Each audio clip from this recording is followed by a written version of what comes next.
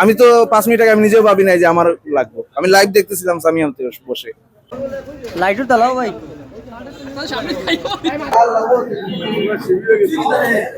আমি ব্লু ডিমের regular customer, আমার যা শপিং সব এখান থেকেই হয়। আর অনুভূতি ভাই ভালোই তো লাগবে। আমরা চাউমিন খাইতেছিলাম ছোট ভাইদের নিয়ে, বলতেছি আমার লাগবে আমার লাগবে, ওরা হঠাৎ করে আমার নাম হয়েছে ব্লু ডিম বলছে, তখন কি মামা কল দিছে, বলছে তোরই লাগছে, টুকন নিয়ে আয়। ভাইয়া মন ভাঙ্গার কিছু না, কেউ 500 টাকা কিনেও সাইকেল পাইতেছে, কেউ 50,000 কিনেও হইতেছে না, ভাগ্যের উপর। হ্যাঁ, কুলাউড়া শপিং কমপ্লেক্সেই আসার জন্য।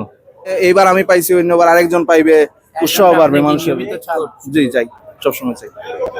প্রথম যখন আপনি শুনছিলেন যে আপনি বাইক পেয়েছেন, মানে লাইভের মাধ্যমে আপনার অনুভূতিটা কেমন ছিল?